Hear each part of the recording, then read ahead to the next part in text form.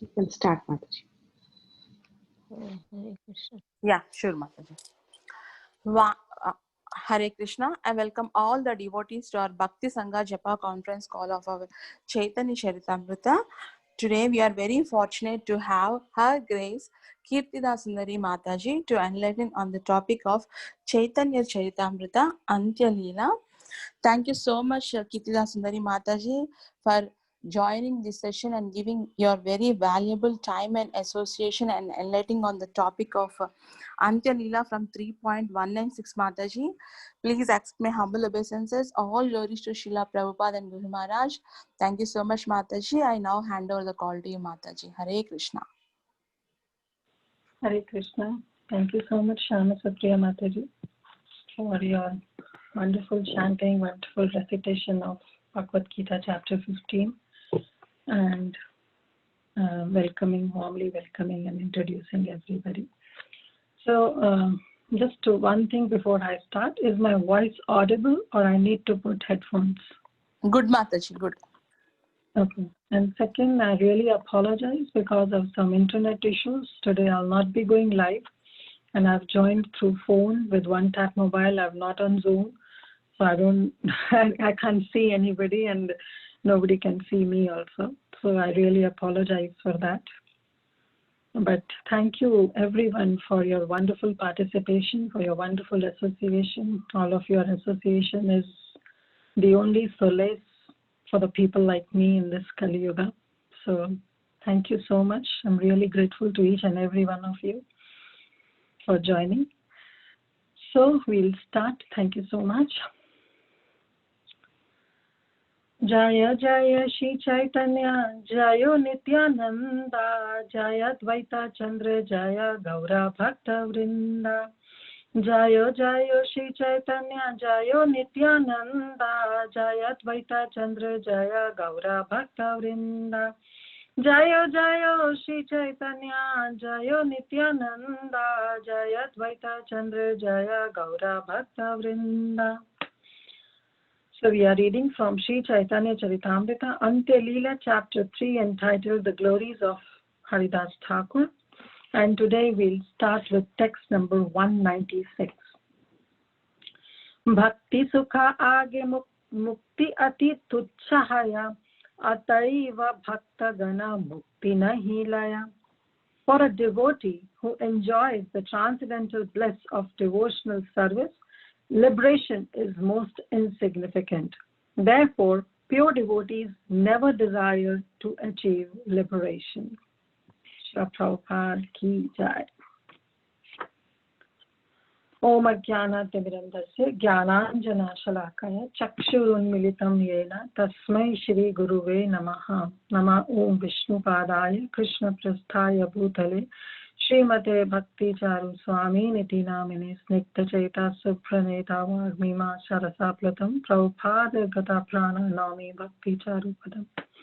Nama Om Vishnu Padaya Krishna Prasthaya Bhutale Srimate Bhakti Vedanta Swami Niti Namine Namaste Saraswati Deve Gauravani Pracharine Nirvishesha Shunyavadi Paschata Deshatarine Jai Shri Krishna Chaitanya Prabhu Nityananda Shri Advaita Gadadhar Shivas Adi Gaura Bhakta Vrinda.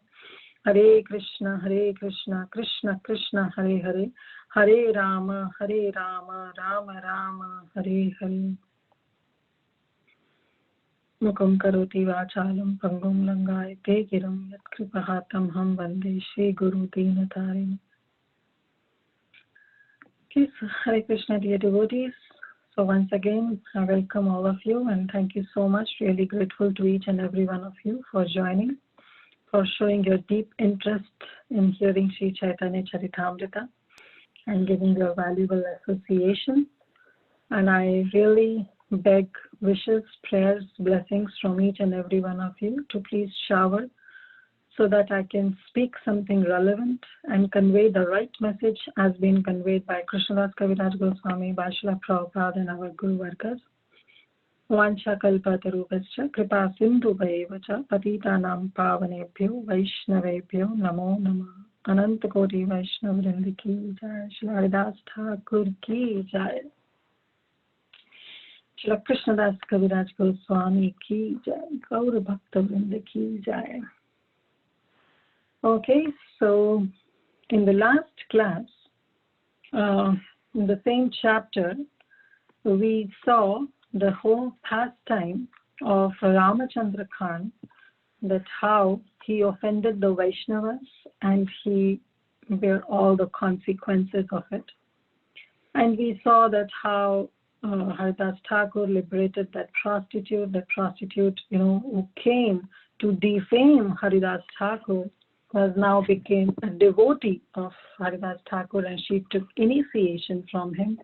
And finally, following his footsteps, she started chanting 3 lakh names as Haridas Thakur was doing.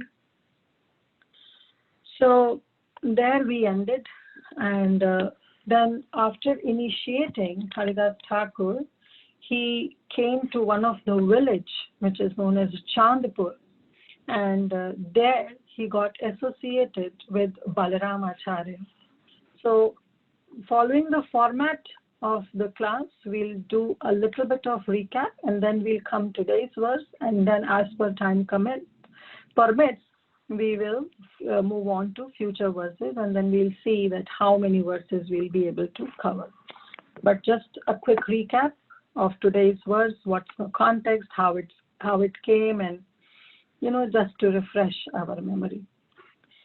So Haridas Thakur then, finally after initiating that lady and instructing her what to do and how to follow all the rules and regulations, he moved forward, and then he went to one of the village which is known as Chandpur, and there he got associated with Balaram Acharya.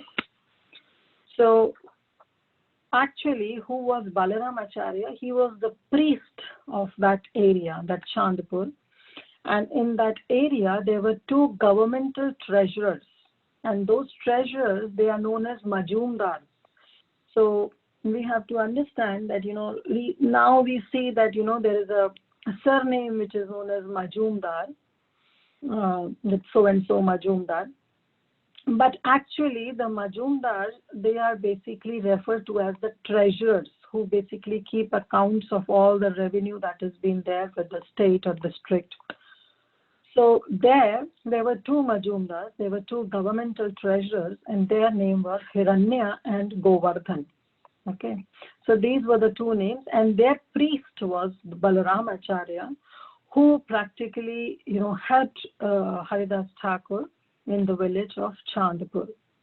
So Balaram Acharya was very much favorable to Haridas Thakur. He got really attracted to him, and therefore he first gave shelter in his home, and later in the village itself he built a solitary thatched cottage for Haridas Thakur, so that Haridas Thakur can do his bhajan and can chant his japa. But also, Haridas Thakur would accept all prasadam at Balaram Acharya's house, who was the priest of that district of Chandpur. So in one of the verses, Krishnadas Kaviraj Goswami, just to give an idea that who these people are, so he just gave that one of the Majumdar, who was Govardhan. Remember we said Hiranya and Govardhan were the 2 Majumdars, were the 2 governmental treasurers.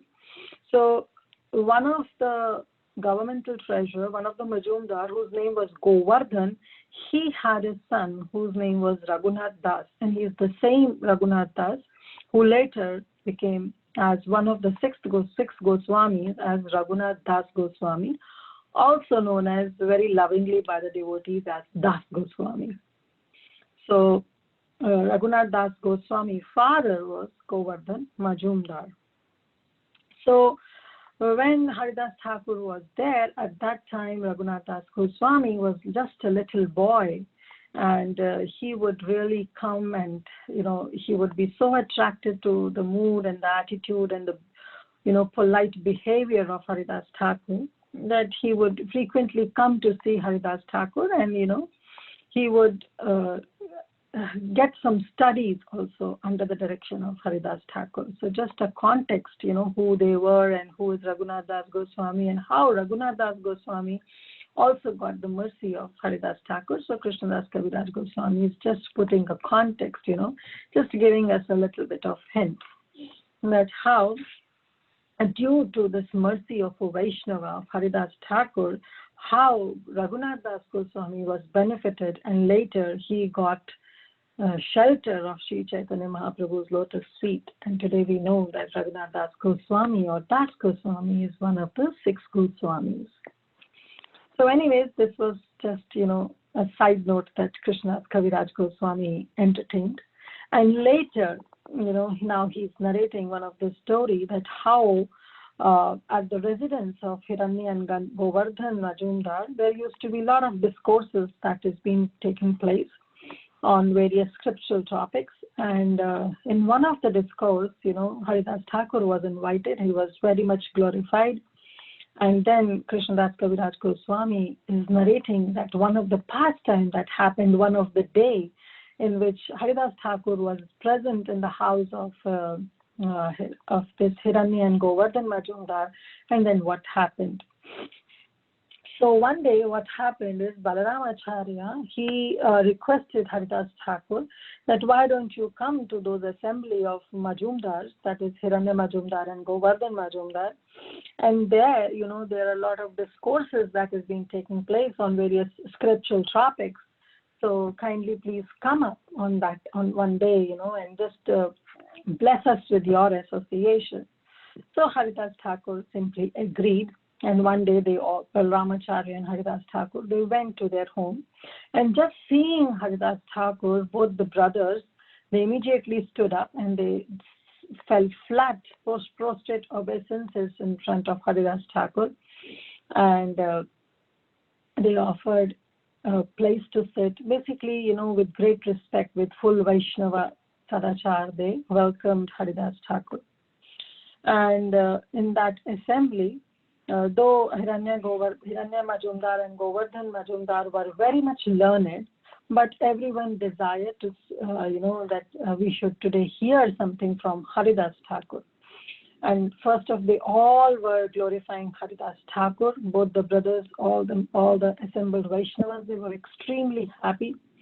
And then they glorified Haridas Thakur, saying that Tina Laksha Nama Thakurat Karena Kirtana. So this is also one of the praman that one can say, that we always say that Haridas Thakur used to chant 300 lakh names. 300,000 names of the holy name of the Supreme Lord.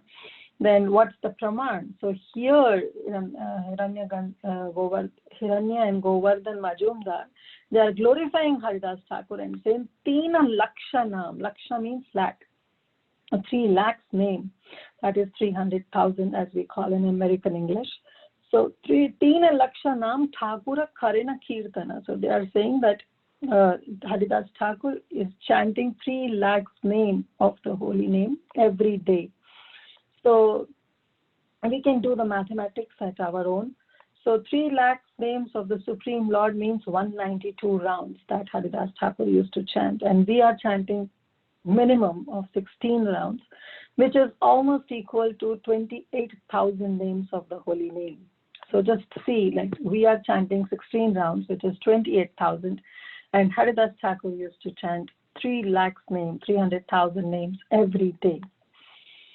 So this is also one of the praman. And there in that assembly, some of them, they said that, wow, you are chanting so many names. And one of them said that by chanting the holy name, one is freed from the reactions of sinful life, which is not wrong. Others said, oh no, simply by chanting the holy name of the Lord, a living being is liberated from material bondage, which is also not wrong. But Haridas Thakur, he just protested. He said, Namere Phala Krishna Pade Prema Upajaya. He said that yes, these 2 benedictions, that whatever you are saying, that by chanting the holy name, one is freed from the reactions of sinful life, and one is free from the living entity is freed from the material bondage. It's right, but these are just the byproducts of the chanting the holy name of the Lord. These are just the byproducts. What actually happens when one chants with the Shuddha, without any offenses, when one chants the holy name of the Supreme Lord, then what happened is, Namera Phale, the result, the phala of chanting the holy name is Krishna Pade Prema Upajay. The immediately awakens the ecstatic love for the lotus feet of the Supreme Lord. So Haridas Thakur simply said that, by chanting the holy name of the Supreme Lord without offenses, the ecstatic prema, it gets awakened up for the lotus feet of Krishna. And yes, all those things, that reactions, one is freed from the reactions of sinful life and one is liberated from all kind of material bondage. These things do happen, but they are just the byproducts.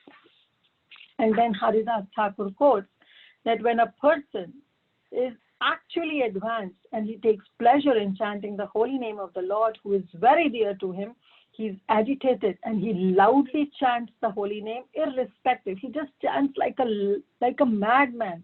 He doesn't care for the outsiders. He has no no shame on chanting the holy name. He just chants loudly wherever he is. So that's how this ecstatic prema develops. He doesn't care that who will talk about me and what they'll talk about me.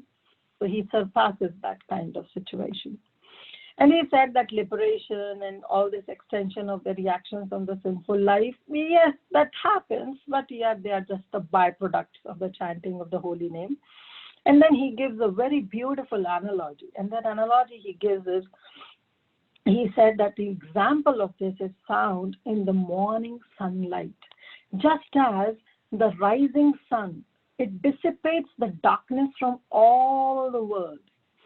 So what happens is, when the sun is not fully risen, still, it is a Brahma Muhurta time, and after that Brahma Muhurta, you see that there is little bit glimpse of sun.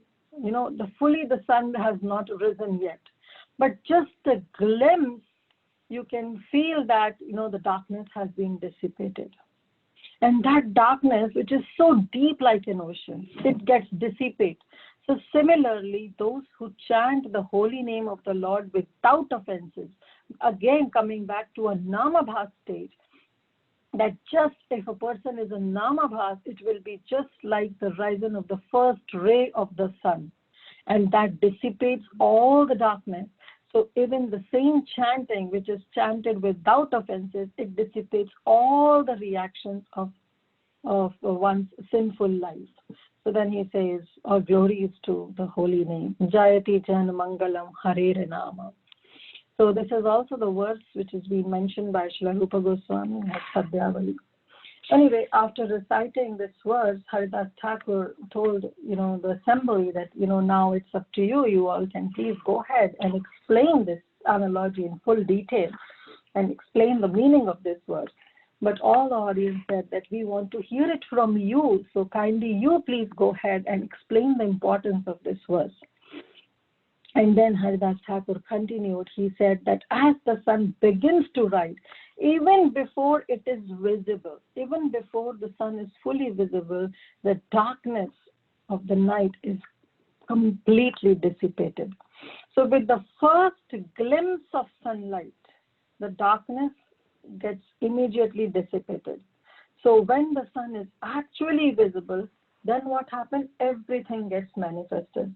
And everybody goes and performs their religious and regulative duties. So similarly, he's saying that the first glimpse of chanting the holy name offenselessly, the Lord's holy name, it awakens. First of all, it dissipates the reactions of sinful life immediately. So what Haridas Thakur is saying, that we don't have to come on to the level of a Shuddha Nam in order to get rid of the reactions of the sinful life. All these things happen even at a Namabha stage only. When there is a glimpse of love of chanting is there, at that time only that effect of chanting dissipates the reactions of sinful life. And when one comes on to the chanting of the holy name offenselessly, it is just like a fully risen sun that awakens the ecstatic love in the heart of a living entity that ecstatic love for the love of Krishna, that Krishna prema gets awakened. So what Haridas Thakur wants to say is that don't worry about, reactions of your sinful life or, liberation from all kinds of material bondage. Oh, these are just the byproducts. So they happen even at a stage of a nama bhas. What to talk about nama, Shodhanam. Even at nama bhas, all these things happen. But it's just like how the sun, the first, before actually the sun has risen, the first light, the glimpse of sun, how it dissipates the darkness. Similarly, in a Namabha stage, this chanting can give you all kind of liberation from material bondage and reactions of all your sinful life. But once the sun has actually risen, wow, now you can see everything so clearly. Everything gets manifested so nicely. So similarly, when one chants the holy name of the Lord offenselessly in a pure Shuddha Nam, then it awakens the service, the ecstatic love for the Supreme Lord. So then Haridas Thakur continued, Mukti tuchha phala hai nama bhasa haite. That liberation is the insignificant result that is derived from the glimpse, just a glimpse of awakening of offenseless chanting of the holy name, means the Namabha stage.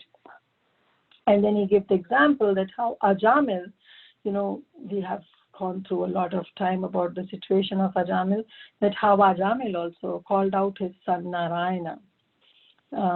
And then later he attains the spiritual world. So what to speak? At that time Ajamil was chanting, it was a Namabhas, because he wasn't really concerned of calling the Supreme Lord. He was just calling the name of his son as Narayana. So what to talk about those people, those devotees who are chanting the holy name and have some kind of faith and some reverence towards the Supreme Lord.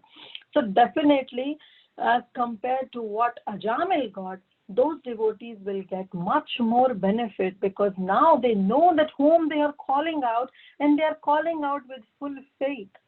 So definitely their degree of faith and conviction is much more higher, and definitely the phala, the result that they will get, will be much more higher as compared to Ajamil. And then Haridas Thakur continued that liberation, you are talking about liberation? Oh, liberation is the least in the list, the last actually is in the list of a pure devotee. And sometimes it is not even in the list of a pure devotee, because liberation is not even acceptable by a pure devotee. Why? He always wants to offer his service to the Supreme Lord. And Krishna is very kind. Krishna is very, very happy to give bhukti and mukti. The enjoyments of this material world and the liberation from this material world. If somebody goes and asks Krishna, Krishna is very happy to give those.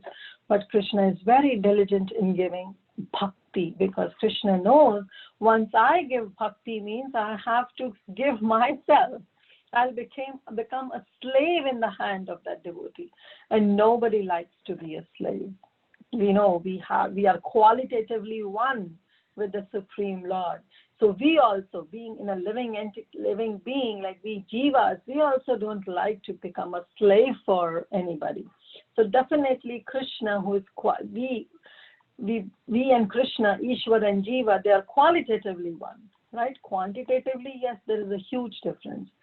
So Krishna also doesn't like to be the slave of any living being. So he said that, I'm not going to give you bhakti, because the moment Krishna provides bhakti means he'll become the sold out servant to that devotee, and he doesn't want to. So therefore, when we ask bhakti and mukti from Krishna, he is very happy. He said, okay, you take it, you enjoy it, and leave me alone. But the moment if we ask bhakti, then Krishna is little reluctant, and he wants to test us through his agency of Maya, that we really want Krishna, or we are still, our hidden agenda is kind of getting some kind of liberation or some kind of material enjoyment. And then Haridas Thakur quote this very famous verse from Srimad Bhagavatam, Salokya Shrishti Sarupya Samipya ekatvam epa utam diyamanam nagrananti vina mat sevanam jana. And then he describes that there are various kinds of liberation. Salokya. Salokya is a kind of liberation getting the same planet as that of the Supreme Lord. Sarshti is the liberation getting the same opulence as the Supreme Lord. Sarupya is getting the same form as the Supreme Lord. And Samipya is to get close to the Supreme Lord. And then these are the four. And then Ekatvam Apiyutta means getting oneness, getting merging into the Supreme Lord. That is the Sayujya Mukti.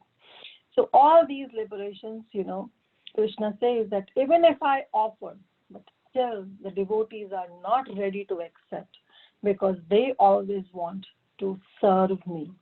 So the point is that devotees does not reject these liberations out of some kind of arrogance. No, they reject all these kind of liberation out of humility. They say, how can I, being just an insignificant jiva, can have this opportunity in staying the same planet or getting the same opulence or getting the same form or getting so close to the Lord? No.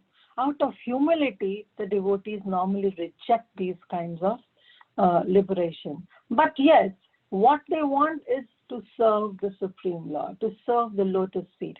And while serving, if they get too close to the Lord, or they get the same opulence as of the Lord, or they get to stay at the same place where the Lord is, then yes, everything is welcomed.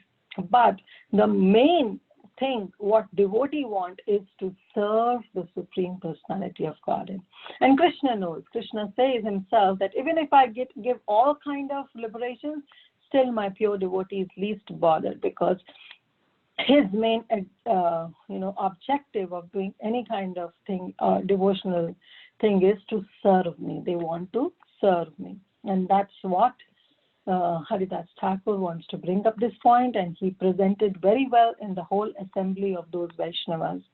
But at that time, what happened is there is a twist now in this pastime, that at that time there was another person whose name was Gopala Chakravarti, and who was basically a chief tax collector. He came there. And when he heard all this, actually Krishnadas Kaviraj Goswami, he writes that he was a chief tax collector who is also known as Arinda Pradhan. Arinda is a person who collects all kind of taxes.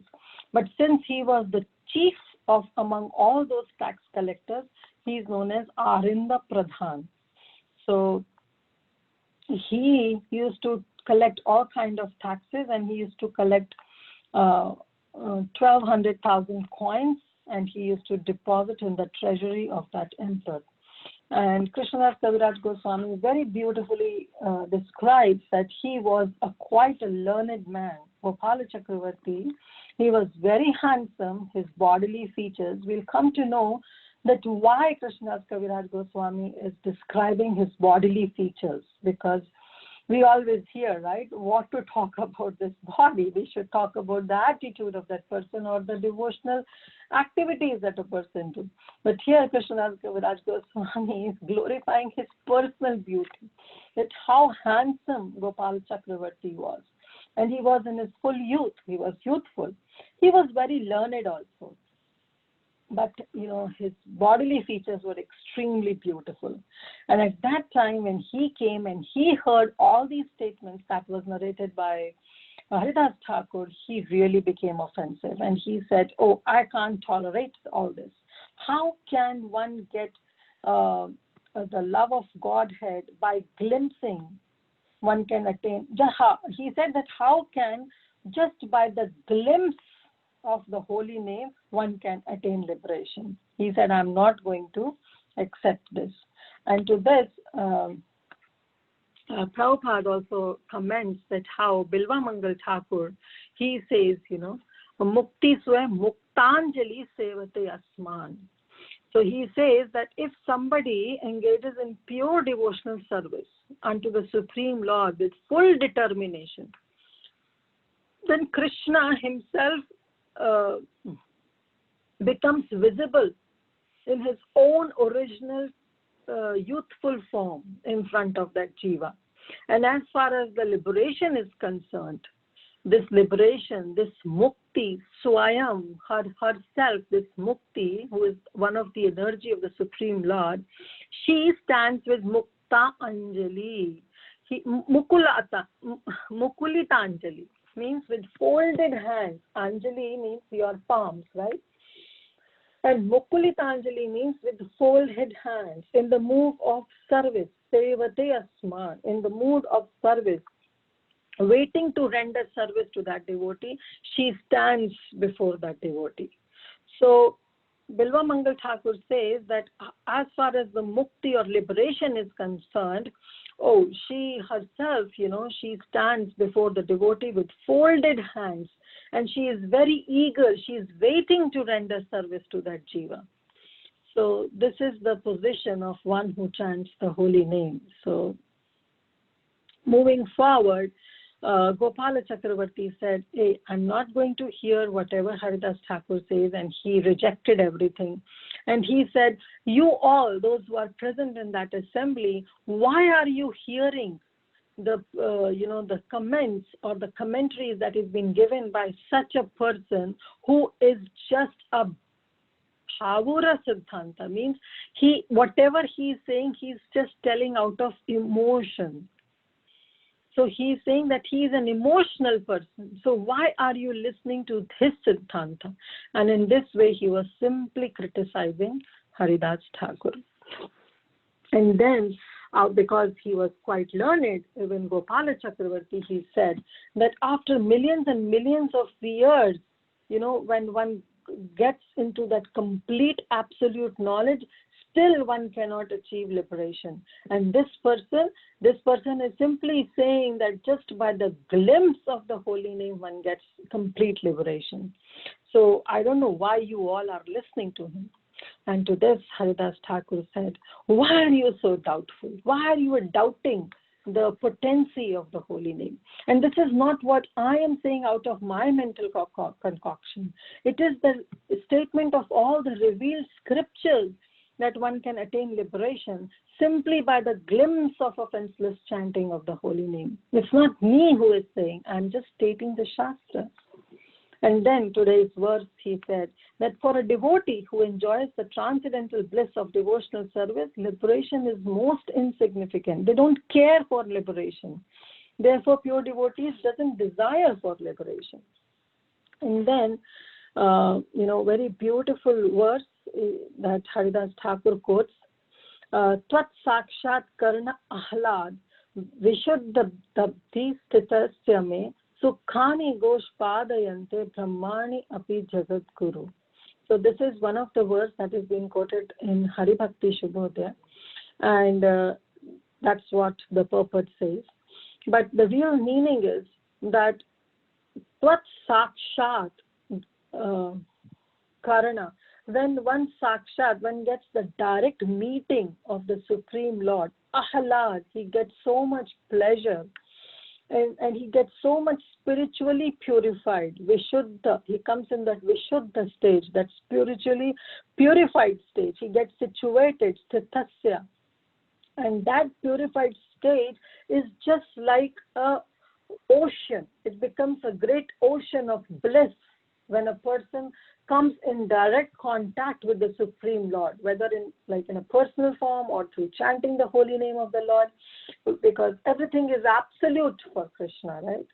His name, his form, his qualities, his pastimes, they all are on the absolute plane. So when somebody comes in with direct association with the Supreme Lord, then he gets himself feel as if he is in a very vast ocean which is full of bliss. And in that situation, when that devotee is situated in that ocean, then he realized that so-called happiness of, this liberation or even Brahmanda, they look like as if a small water that is contained in a calf of print. So he's saying that The pleasure that is derived by understanding Krishna, the all-attractive reservoir of pleasure-giving taste. When one gets attracted to them, then what happens that by the virtue of that attraction, one gives up all kind of fruitive activities and even the desire for liberation. And this is what happens, and it looks like so insignificant that that position of being liberated, or the position of material enjoyment, or position of getting away from all kind of sinful reactions or material bondage. They just look like a water that is contained in the calf's hoof print. So we can see that how vast the ocean is of that supreme bliss when one gets in the direct contact of the holy name. But still, Gopal Chakravarti was not at all happy, and he said that if one is not liberated by Namabhas, then, he said, I will cut off your nose. So this is a kind of a bet that, Gopal Chakravarti, he placed before Haridas Thakur, and he said that if one is not liberated by Namabhav, then you better be certain that I shall cut off your nose. And Haridas Thakur accepted this challenge that was offered by Gopal Chakravarti.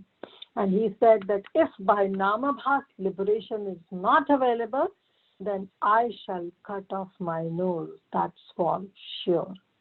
So this challenge that was put forward by Gopal Chakravarti was very much accepted by Haridas Thakur, and Haridas Thakur simply accepted it. But the members who were present in that assembly, when they heard the challenge, they got really agitated. And they got up and they started, especially Hiranya and Govardhan Majumdar, they both immediately started chastising this Gopal Chakravarti. And even the priest, who was Balaramacharya, he also chastised Gopal Chakravarti, and he said, Balai Purohita tare karila bhatsana, ghata patiya murkha tumi bhakti kaha jana. And he said that Balaramacharya, he chastised Gopal Chakravarti, and he said, you are a foolish logician. What do you know about devotional service of the Supreme Lord? So we'll spend some time on this verse. This is verse number 201.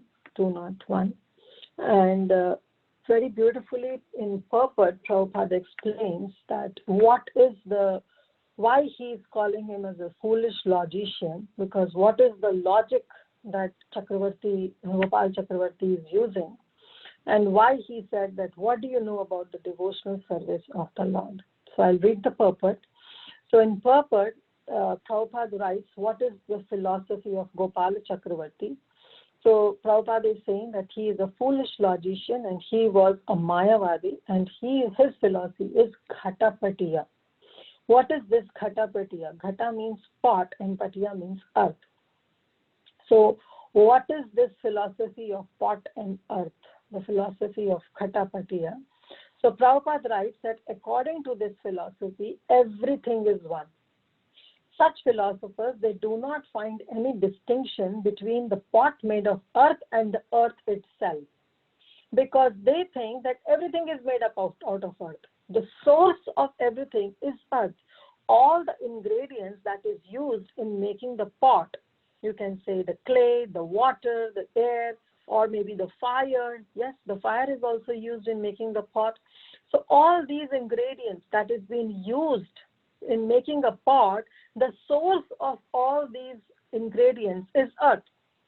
So the pot has come from the earth. And then the source basically of making that pot is coming from the earth. In one sense, the pot is earth, because the pot is taking all the ingredients from earth. So as per the logic of Gopala Chakravarti, he said that there is no difference between pot and earth, because pot is deriving all its ingredients from earth. So if earth is the source of pot, then what is the difference between pot and earth? They both are on the same platform. So the pot is earth, he is saying. So this is the philosophy of Gopala Chakravarti. And we all know that this philosophy is a typical Mayavad philosophy where they think that everything is one. Whereas, as per Lord Chaitanya, he says, Prithvi aiche ghata kulera karana ashraya, jivera nidana tumi sarva ashraya. So this is one of the beautiful pastimes. This verse was spoken by Brahmaji. So it's been translated in Bengali by Krishnadas Kaviraj Goswami. So just to set up a context, that Brahmaji, we all know that after Brahma Vimona Leela, he came back to the Supreme Lord, and he begged Lord's pardon for doing such an offensive act, and he prayed for Lord's mercy. And he said that I took bird from the lotus that grew from your navel. So definitely you are my father, you are my mother, and I'm just like your son. So just as parents, they don't take seriously the offenses that have been committed by their children.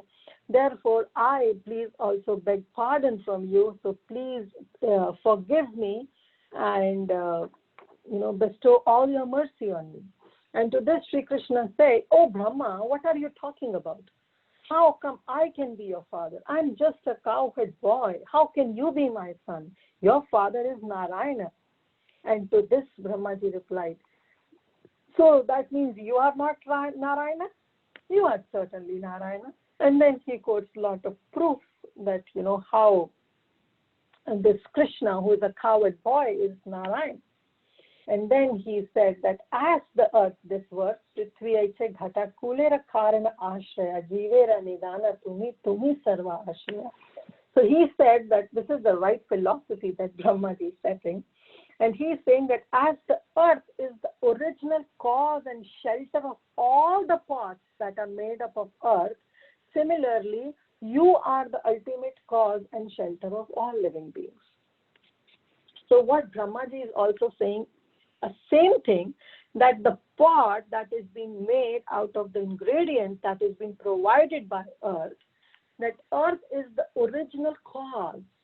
Original cause is the source of making that pot, because the pot is made up of earth. Similarly, O my Supreme Lord, you are the ultimate cause of all the jivas. Basically, the whole material universe, you are the cause of everything. That's why we say Krishna is the cause of all causes, right? But there is a little twist in the understanding of the same message. What Gopal Chakravarti is saying, that since the pot is deriving all the source or deriving all the ingredients from the earth, so definitely there is no difference between pot and earth.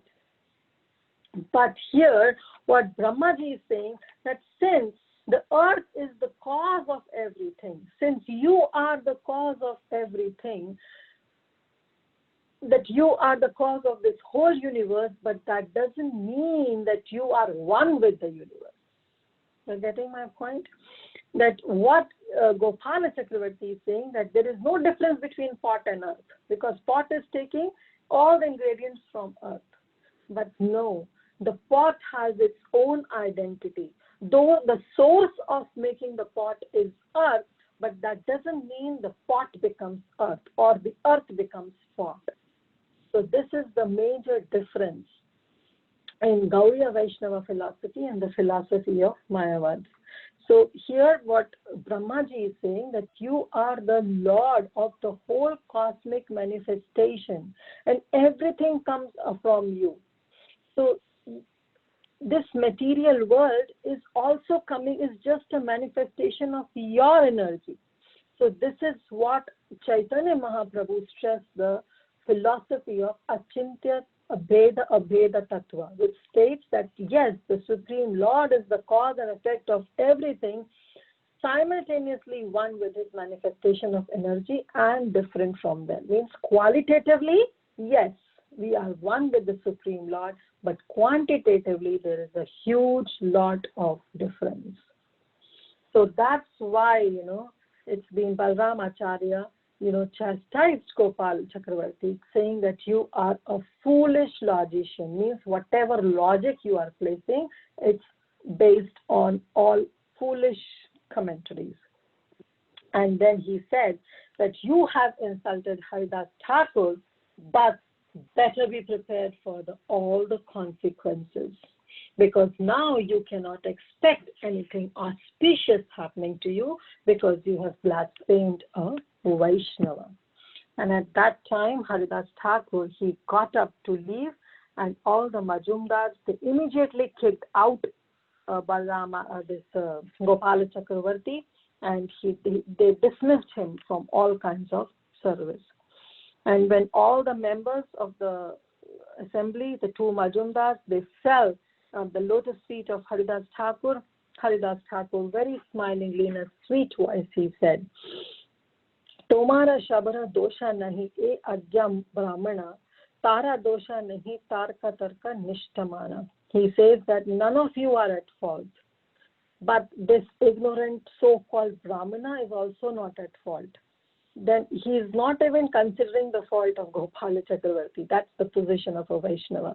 He's saying none of you are at fault, and even this Brahmana, who is a Gopala Chakravarti, he is also not at fault, because he is accustomed by a dry speculation and logic. So he's saying that even he is not at fault.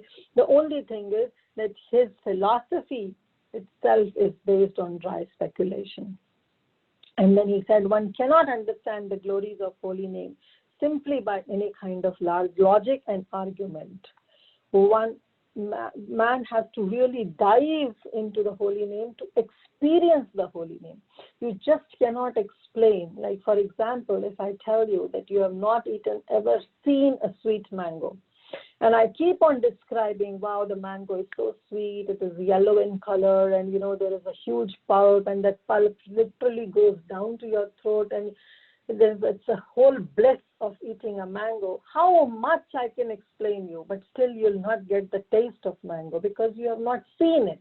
But once you taste the mango, you can experience yourself how sweet it is, and how the mango has seed, and how sweet its pulp is. So you can understand when you experience it. Similarly, even Haridas Thakur said that this chanting of holy name, it is so delicious, it is so glorious, but one who has not tasted it cannot understand that how sweet the holy name is. But those who have tasted it, those who have relished holy name, can understand the glories of holy name. And then continuing, he said, now I really request, Haridas Thakur said, I really request all of you to please go to your respective home. And then he said, may Krishna bestow his blessings upon you, and do not be sorry because I was insulted. You better don't feel any kind of sorry. And to this, Prabhupada writes the very famous verse of Sri Chaitanya Shikshashtakam, Trinadapi Sunitena Tarodapi Sahishuna Manina Manadena Kirtanaya Sadahari. That a Vaishnava is always tolerant and submissive. He doesn't take care that who has insulted him or whatsoever. The Vaishnava thinks that all others are Vaishnavas. I'm the only one who's not a Vaishnava. That's the mood of a Vaishnava. It doesn't, the insults of others doesn't affect the Vaishnava. But he's very careful that he himself or she himself doesn't affect other Vaishnavas or insult other Vaishnavas. And then what happened was Hiranyadas Majumdar, he returned to his home and he ordered that Gopal Chakravarti should never be admitted there. So then what happened is that within 3 days, this Gopal Chakravarti, he got attacked by a very serious disease, that is leprosy. And because of leprosy, his highly raised nose melted away and it fell off. So this was the result, Remember that how he said that if Gopala Chakravarti told Haridas Thakur that if this Namabhas doesn't provide liberation, then I'll cut off your nose. And Haridas Thakur accepted that challenge. But then, within 3 days, the instant karma worked, And this Brahmana, this Gopal Chakravarti, he got leprosy, and his highly raised nose melted away and it fell off. Now remember why I was telling that how Krishnadas Kaviraj Goswami was narrating all the beautiful physical form of Gopala Chakravarti. So there he said the Brahmana's toes and fingers, which were so beautiful, like a golden colored champaka buds. So that how beauty, the beauty of his even toes and fingers, but everything got caught of leprosy and everything got withered away, and gradually his toes, his fingers, and his highly raised nose, everything got gradually melted away because of that disease. Now, seeing this condition of Gopala Chakravarti, everyone got astonished and everyone praised the influence of Haridas Thakur and they paid obeisances to him. Now, although Haridas Thakur, he was a Vaishnava, he did not take seriously this Brahmana's offense, but the Supreme Lord, he cannot tolerate it, and thus he made the Brahmana suffer all the consequences of insulting and blaspheming a Vaishnava. So this is the point, we should also try to understand that a Vaishnava himself will never take any offense. So even if in our day-to-day life, if we feel that, we have offended some Vaishnava, so the best thing is that we should go and ask forgiveness. The other Vaishnava might forgive us or may not even consider any offense. But Krishna is such that he doesn't forget any offenses that has been committed against his devotees. Bhakta Swabhava, what is the Bhakta Swabhava? Agya Dosha Shama Kare. Bhakta Swabhava, Bhakta's nature, devotee's nature is that he forgives others' mistakes. Right? But Krishna Swabhava, what is Krishna Swabhava? Bhaktaninda Sahite Napara. Krishna's nature is that one who commits the Vaishnava aparad, he cannot tolerate. Sahite Napara. He cannot at all tolerate. Krishna's nature is such that he cannot tolerate the insult or the blasphemy of his devotees. The bhakta, the devotee, can forgive, can excuse all kind of give forgiveness or excuse all kind of offenses, but Krishna cannot. That's the nature of Krishna. And to this, Krishnadas Kaviraj Goswami, when he states this, Prabhupada writes a very, very beautiful purport, and he says that this is what a Vaishnava aparad is. When we chant the holy name of the Supreme Lord, before that we normally recite these 10 offenses. Right? And one of the first offense actually is to blaspheme the Vaishnavas who have dedicated their whole life in propagating the holy name of the Lord. So this Vaishnava aparad, yadi Vaishnava aparade ute hati mata. This Vaishnava aparad is just like a mad elephant. It is known as hati mata, means the mad elephant offense. Why it is known as mad elephant offenses? The example is being given that when you are being given the seeds, when you plant a seed, the small creeper grows, and then as soon as the creeper grows, it flourishes more, and then you have more plants, more creepers, so you have a beautiful garden there. But now what happened, if somehow this mad elephant enters your garden, what can you expect? The whole garden will be ruined, right? It's a beautiful verse. Yadi Vaishnava aparada uttam hati mata. If Vaishnava aparad, if somebody has done an offense at the lotus feet of a Vaishnava, it is just like a mad elephant offense. Why?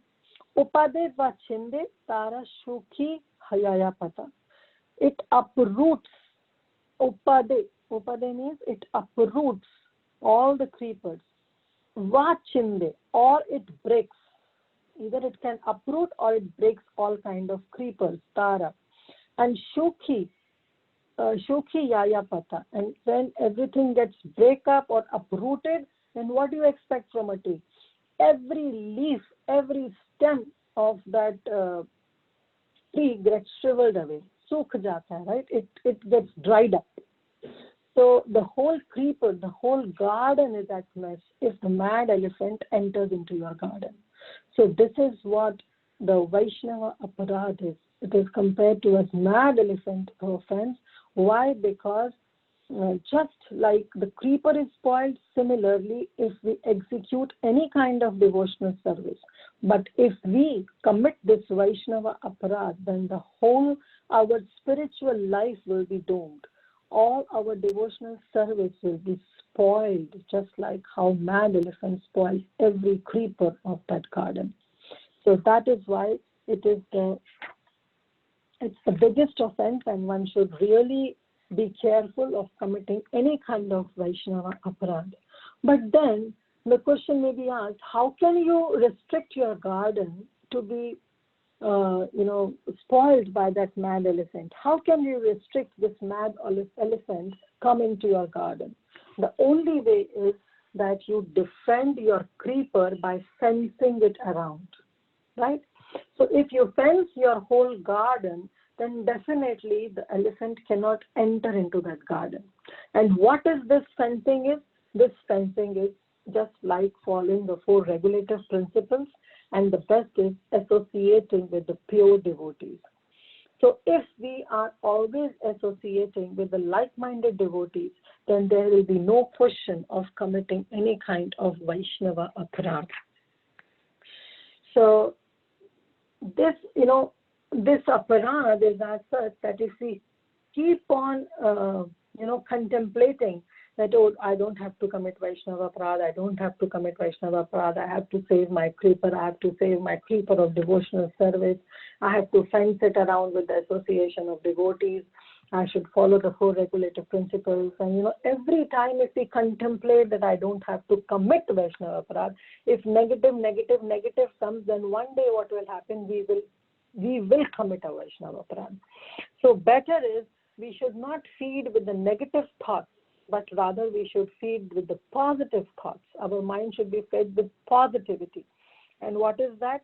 That we should serve all the devotees of the Lord. We should appreciate their good qualities. So if we keep on feeding with the positive attitude, then definitely the committing Vaishnava aparad will not happen. But if we keep on contemplating, oh, I don't have to do it, one day it will turn up that we'll do it, either by words or by actions or by our deeds. We can do it. But the thing is that we should try to feed our mind with the positivity that I am going to serve all the Vaishnavas. All other are Vaishnavas, I am the one who is not a Vaishnava. In the Skanda Puran, actually, it lists out the 6 kind of Vaishnava aparad. First is to kill a devotee, second is to blaspheme a devotee, third is to become envious of a devotee, fourth is even to get angry on a devotee, fifth is to fail to offer respect to a devotee, and sixth is do not feel happy or blissful or joyful upon seeing a devotee.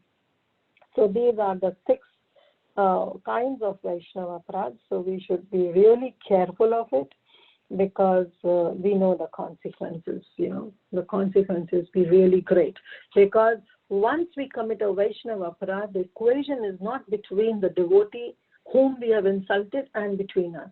No, the moment we commit Vaishnava aparad, the interference of Krishna is there in that equation. And when Krishna interferes in that equation, then there is no more dealing with that devotee. Then Krishna takes over the charge. And therefore it is said, Krishna Swabhava is that Bhakta Ninde Sahita Napar. He cannot tolerate if anybody blasphemes a devotee. So Haridas Thakur, he was also such a kind Vaishnava, such a simple-hearted, a magnanimous Vaishnava, that when he heard that the Brahmana has got leprosy, even he felt unhappy. He was very unhappy that how Gopal Chakravarti had been attacked by leprosy. But, later what he did, he informed Balramacharya, who was the priest, and he informed Hiranya Majumdar and Govardhan Majumdar that now I'm leaving this place. And then he left for Shantipur. and he went at the home of Advaita Acharya. So Haridas Thakur even left that place of Chandpur, and he wasn't happy with whatever happened. If we would have been in his place, we would have felt, oh, see, I told you, right? And that's what happened. See, now you have to bear all your consequences. Your nose has been fell off. That shows that I was true, and whatever I was saying was perfectly right. No, that's not the mood. The devotee doesn't always want to prove himself or herself. When Krishna gets involved, devotee takes a side. So that's what happened, that even Haridas Thakur was not at all happy when he heard this news of Brahmana getting attacked by leprosy. He was not at all happy. He repented on it, but then, he just left that place and he went to Shantipur to meet Advaita Acharya. And then Krishnadas Kaviraj Goswami will quote another section that what happened when he went to Shantipur to meet Advaita Acharya. So we'll stop here. Thank you all so much for joining, and thank you for patiently listening. So we'll stop here. I stopped at 214, and from tomorrow, the next episode of Advaita Acharya meeting Haridas Thakur, we'll start with text number 215. Srila Prabhupada ki jai, Krishnadas Kaviraj Goswami ki jai. Hare Krishna. Hare Krishna, Mataji. Thank you so much for such a beautiful class. I felt the whole class was actually tailor-made to me. I can see a lot of Gopal Chakravarti within myself, and it was very, very evident as you were speaking. Thank you for the class.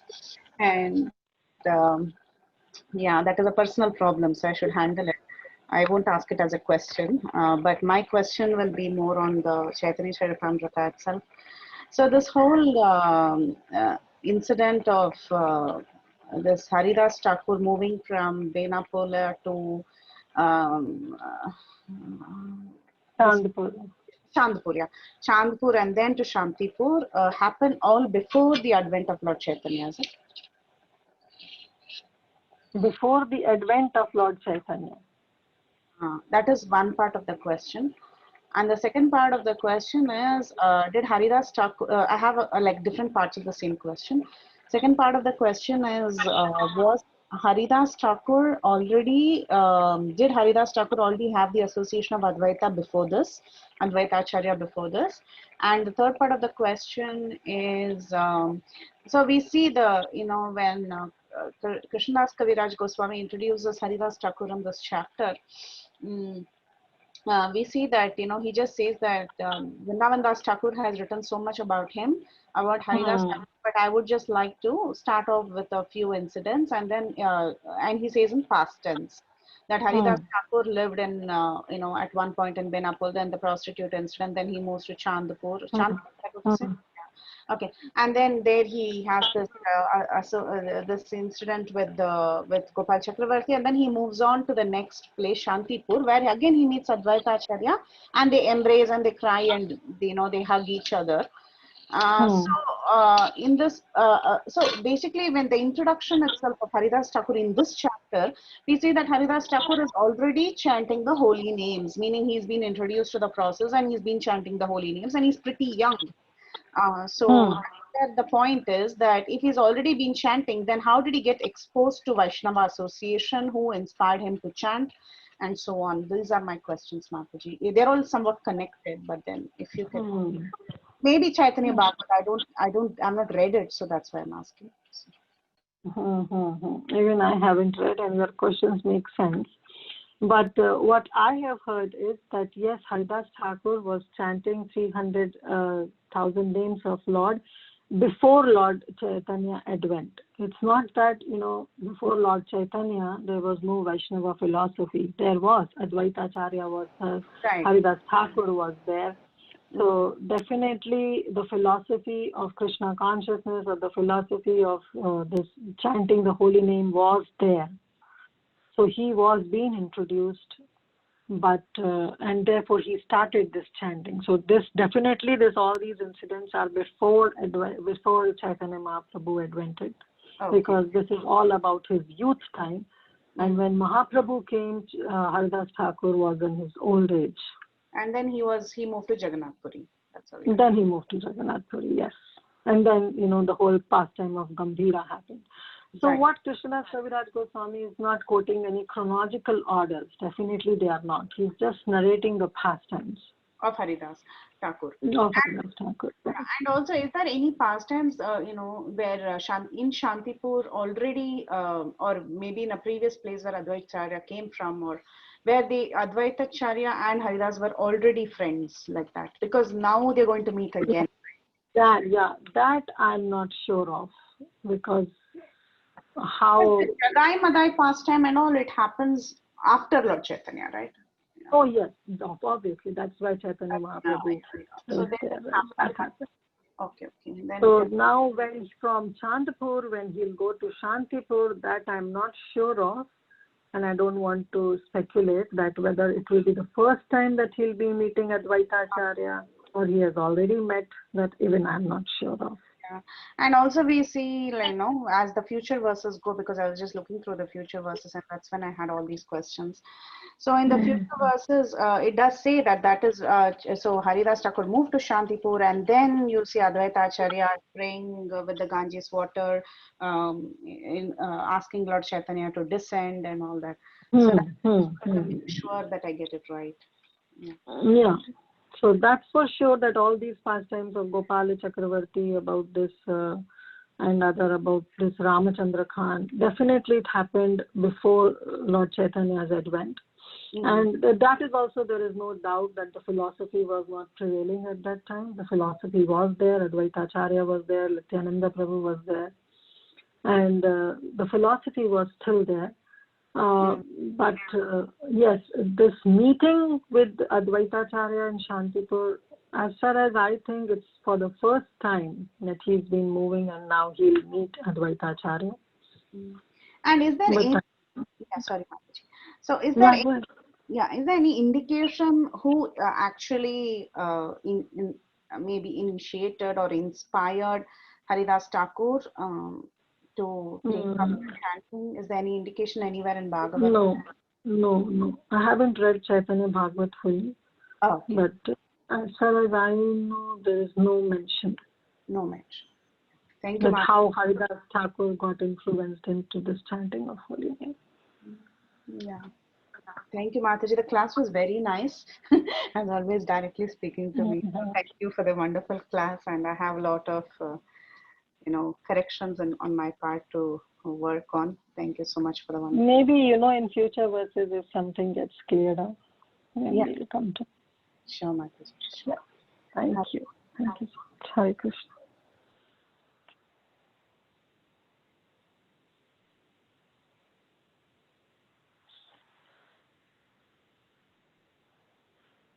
Hare Krishna.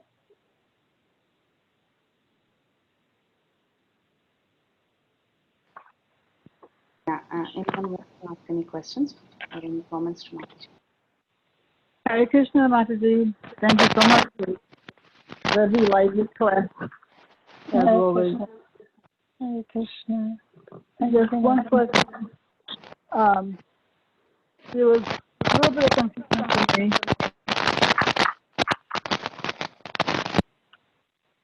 I don't know what that means.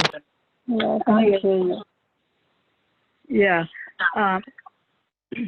When you were saying that if we were to offend a Vaishnav, you said there's no question of, it being between just us and that Vaishnav, because Krishna immediately enters that equation. And so I was trying to reconcile that with what the other thing that we always hear, which is that, you cannot deal with Krishna in such an incident. You have to go directly to the Vaishnav for forgiveness. Krishna doesn't want to hear from you. You have to go directly to the Vaishnav. So in that sense, it seems that it is between the Vaishnav and the offender.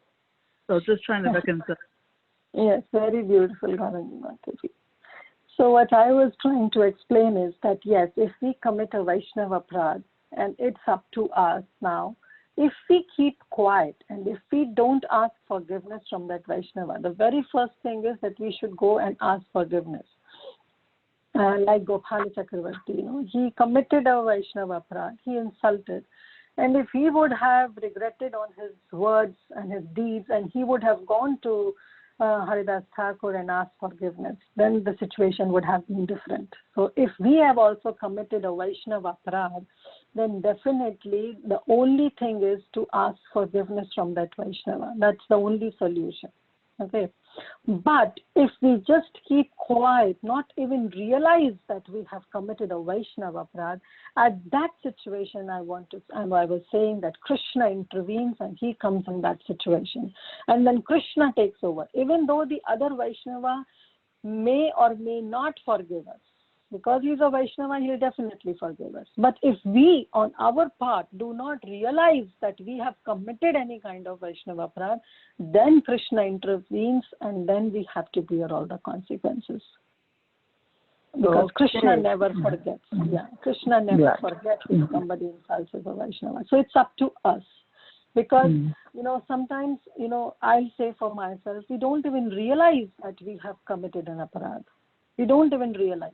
That's true, because this aparadh can not only be committed through our dealings, it can be committed through our thoughts also. Right?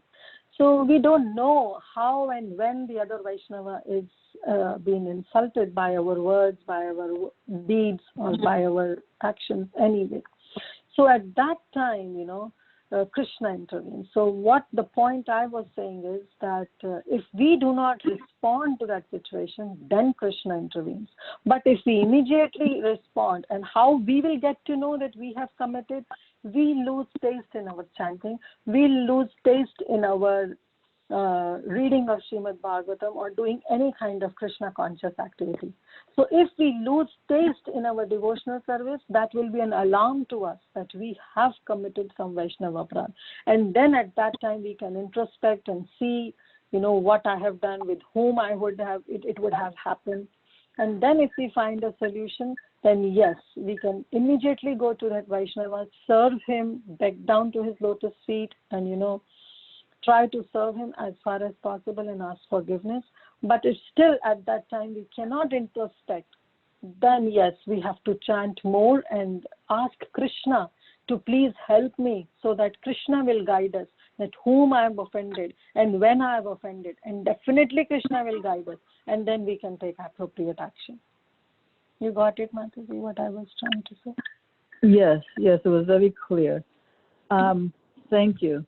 As you were speaking, you said something else just now that raised a question, and I just forgot what it was. You were. Mataji, the point that you wanted to ask is that when she said that Haridas Thakur left the place because it is the equation between Krishna and him. Already Gopal Chakravarti was punished. So then he left the place. He didn't want to interfere further into that situation, and he left the place. So at this point, the equation was between Krishna and Gopal Chakravarti. So that's when Haridas Thakur went up. That's what she was trying to say. Is that what you were asking? No, she answered the question. I was asking, on the one hand, we hear that, we're supposed to go directly to the Vaishnava when we offend them. Krishna, it's not that we are to go to Krishna for forgiveness. We go to Vaishnava, the Vaishnava that was offended. But when she was giving the lecture, she had also said that Krishna does not get involved. Krishna gets involved. It's not that it's between the offended Vaishnava and the one who did the offending. Krishna is not between those two. Is Krishna gets involved there. So trying to reconcile what sounded like contradictory, instructions. But I explained it, right? So now you got it? Yeah, I did. You explained. It was very clear. But then when Mataji came and was trying to like kind of reframe the explain. question. Yeah. It was. Yeah, it was. It seemed like she was addressing a different question. So. Yeah, maybe. But your question got cleared, right? Completely. It was completely clear. I was only saying that in the course of your explaining, then another question came up for me. But I don't. But then I forgot what the question was. Oh, okay, no worries. You can always. But the original question was very. Your answer was very clear for me. Thank you, Dharangi Mataji. And as soon as you get the question, if the call is disconnected, then you can always reach out to me personally. Oh, for sure. Thank you so much. Thank you. Thank you so much for your association. And thank you for yours. It's killing me right now. That is like, I know it's right near my tongue. And it's not. Anyway, I will have to listen to the answer again to. Oh, maybe it was maybe it was about the envy. I know one of the things was that, I think this was it. When we hear that in Kali Yuga, our thoughts, even though, very often our thoughts do eventually manifest in the form of action. But in Kali Yuga, we often hear that because of our condition, those thoughts aren't held against us. Yeah, I got your question. That in Kali Yuga, we often hear that if in our thoughts we are offending any Vaishnava or doing any aparad, it won't count. Right? But you answered yourself that eventually those thoughts will turn in the form of action. If we keep on in our thoughts, if we keep on blaspheming any Vaishnava or anybody, if we keep on doing it, then those thoughts will be so deep-rooted in our heart that one day it will get manifested in our action. But yes, that's true, that till the time it is in our thoughts, it won't bear any kind of reaction, because this is the benediction of a Kali Yuga, that through our thoughts, if we commit any offense, it won't yield to any reaction. But we have to guard ourselves that if we keep on contemplating on those thoughts, then those thoughts will be so deep-rooted that one day it will take it in a form of an action and we will commit an aparad. So better we should check our thoughts before it gets deep-rooted. Yes. Yeah, I just want to make sure we were on the... Thank you, Mataji. Hare Krishna, Mataji. Dandavat Pranam. Also, Gauranga Mataji. Very nice class. Mataji, I have two questions. So I do understand the fact that there was a discussion where Balaram Acharya invited Haridas Thakur to give a discourse among Brahmanas and devotees. And here we see that Gopal Chakravarti is kind of faithless in the sense he follows Mayavad. But what's the point of instructing the glories of the holy name to a faithless person like Gopal Chakravarti? I do understand the point. There is this forum and people are discussing, Katha is going on. But I mean, I just wanted to understand it from the perspective that is it okay to, because sometimes it's just a waste of time because they are bound up on their logic and thoughts. Very nice. Very nice question, Mataji. Thank you so much for putting that. There is also an offense, to instruct a faithless person on the glories of the holy. Correct. It's a ninth offense, and we should not commit it. But that offense, first of all, I'll tell you about that offense, what the basis of that offense is. The basis of that offense is that somebody who is literally a Mayavad, who doesn't have any basis on any kind of theistic philosophy. This is our theistic philosophy because we believe in the personal form of the Lord. So to them, if we go deep into telling the glories of the holy name or discussing the intimate pastimes of Radha and Krishna, definitely they'll not able to understand, and that will be an offense on our part. But devotees, because since we are in the preaching movement, we always go out and tell others about the glories of the holy name, and they chant. And Prabhupada says that my devotees take risk of committing this 9th offense. We don't talk to them with all the intimate pastimes of the divine couple, but yes, we tell them the glories of Srimad Bhagavatam, the glories of reading scriptures, the glories of Shastras, the glories of holy name. We do discuss, especially in our Bhakti Vriksha and especially in our local congregation. We don't know what kind of people are coming. And especially in the universities, we go and preach. We go and preach to all those Westerners who don't even have any kind of philosophy, whether theistic or atheistic.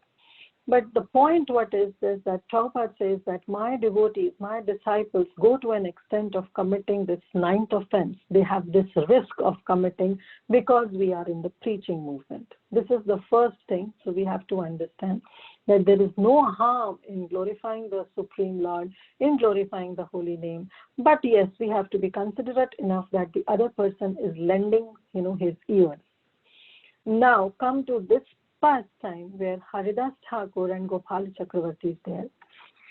Yes, so Haridas Thakur was simply, he was glorifying the holy name, and he was telling, because somebody from the assembly stood up and said, oh yes, glory name, the glories of holy name is, the effect of holy name, chanting the holy name is that it frees you from all kind of material bondage and it nullifies the reactions of your sinful activities.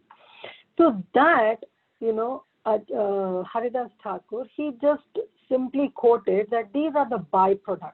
Okay, so the best result of chanting is that it awakens the Krishna prema, and these are all the byproducts, and this byproducts can achieved only at the Namabha stage also. So Shuddha Nam gives you much more. So he just commented on those. Just a healthy discussion was going on, right? He just want to correct the understanding of the people who were in that assembly. At that point, Gopal Chakravarti came in. He was there, but he stood up and he basically insulted, and he said, how can you say that the holy name at a Namabha stage can provide liberation? And then he provided his own philosophy of this, that how there is no difference between the spot and earth, everything is one. Then he started on. And at that time, Haridas Thakur, with a healthy discussion, he just said, why are you so doubtful about it? Because there are devotees who have achieved this transcendental bliss and they are least bothered of any kind of liberation. So till that time, it was a very healthy discussion, and he just said, why are you being so doubtful about it? Which was quite healthy, and it was quite okay, because her devotee just cannot stop oneself from, if somebody is simply putting up a question or blaspheming a holy name or glories of the holy name. One cannot stop, and it's quite obvious. So he didn't take it in a debate form. He just simply said, why are you so being doubtful? Because holy name is such that it can bestow all kind of bliss, and just at the Namabha stage, one can achieve liberation. Why you are so being doubtful? At that time, either he would have stopped or he would have put another debated question that would have been worked. But Gopal Chakravarti was so offensive that he immediately said that if you think that by Namabhas one can achieve liberation, then I shall cut off your nose. So immediately he was being offensive. And as soon as Haridas Thakur heard, he accepted the challenge and he kept quiet. He immediately kept quiet. He didn't start another glorification of the holy name, or he didn't start another debate. He immediately stopped. That yes, if you think Gopal Chakravarti said that if you think that liberation can be done by Namabha stage, then yes, I'll cut off your nose if it is not true. And then Haridas Thakur accepted it, and he kept quiet. He didn't glorify anything further. You're getting my point? That yes, how it was not an offense. It was not an Yes. offense, because a devotee cannot keep quiet if somebody is saying something. So he simply said, don't be so doubtful, because Right. this is not my concoction, it's scriptures. And he quoted the scripture also. He said that scriptures only say. And he quoted this verse from Hari Bhakti Shodhya, right? Right. Right. Absolutely, Mataji. He was also responding to the call. He was actually responding to the forum, because that had to be answered. So it definitely makes sense. Yeah. He didn't bring this up on his own also. It was, No. yeah, absolutely. Makes But perfect rather sense. Gopal Chakravarti was quite offensive, that he immediately brought up this point that, either you cut off my nose or I cut off my nose. Absolutely. Makes perfect sense, Mataji. Thank you so much. Thank you.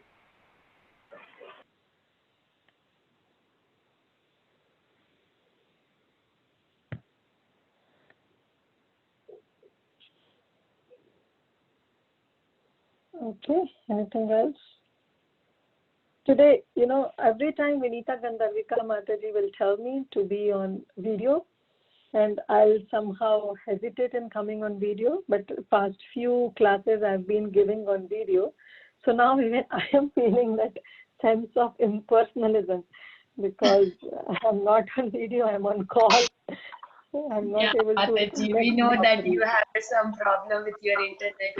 Thank you, Mataji. Thank you so much. Thank you. Thank you, Vinita Mataji. Today I'm feeling a sense of impersonalism. I'm not able to connect with all of you. Yeah. Even same here, Mataji. We are also not able to. I was missing your beautiful face, your expressions too when you're giving the class. Yes, Mataji, even I'm missing everything. Okay, Shama Supriya Mataji, you want to take over now? End the call? No questions, Yes, Mataji. Yes, Mataji. So thank you so much, Mataji. I don't have any questions, Mataji, but as usual, the class is very enlightening and very beautiful, Mataji. So Mataji, with your permission, devotees on the call permission. So I would like to end the call, Mataji. वाञ्छा कल्पतरुभ्यस्य कृपा सिन्धुभ्येव च पतितानां पावनेभ्यो वैष्णवेभ्यो नमो नमः। अनंतकोटि वैष्णव वृंद की जय। नामाचार्य शील हरिदास ठाकुर की जय। शील प्रभुपाद की जय। हर ग्रेस कीर्तिदा सुंदरी माता जी की जय। Thank you so much, Mataji, once again for this very beautiful and enlightening class, Mataji. Thank you so much. Hare Krishna. Hare Krishna.